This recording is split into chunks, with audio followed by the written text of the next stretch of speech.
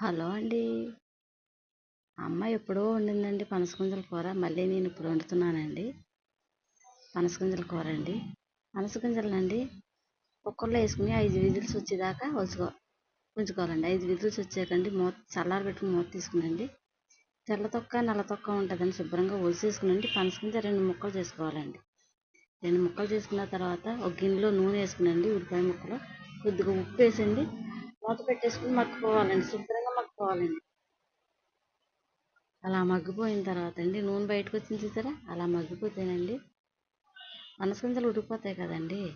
2 నిమిషాలు అయిపోద్దండి కూర. అమ్మ కూరే కదండి, ఏదన్నా చాలా బాగుంటుందండి. తర్వాత కొద్దిగా పసుపు వేసండి, శుభ్రంగా వేయించుకోవాలండి. అమ్మ లేకపోయినా కూరలు ఒక్కొక్కటి గుర్తుంటూ ఉంటాయండి. అలా వండుకుందాం కదా అని ట్రై చేస్తూ ఉంటానండి నేను. ధనియాల జీలకర్ర పొడి అండి, మసాలా పొడి, చికెన్ మసాలా పొడి, కారం. మీరైతే కొద్ది దండిగా దట్టించుకోండి. Mutton masala powder. నేనైతే తక్కువ తింటానండి, అందుకోసం తక్కువ వేస్తానండి నేను.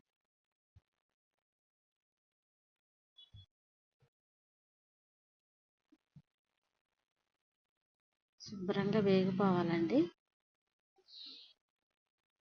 వేగిపోయిన తర్వాత అల్లం వెల్లుల్లి పేస్ట్ అండి, అది వేసి ఒక 2 నిమిషాలు వేగాలండి.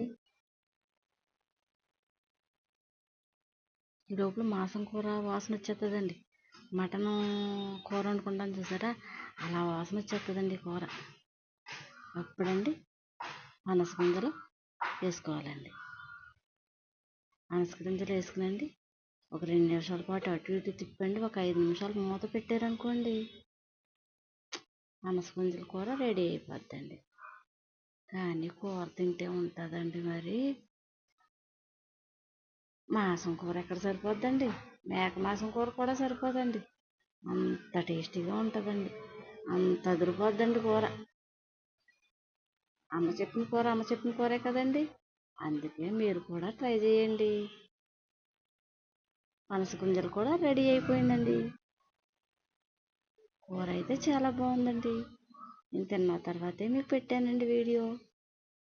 మీరు కూడా చూసండి. పనసగింజలు ఉంటే పాడు చేయకండి. పాడు చేయకుండా మామిడికేసి వండుకోవచ్చండి. ఇలాగా మసాలా పెట్టుకుని వండుకోవచ్చండి. చాలా చాలా బాగుంటుంది.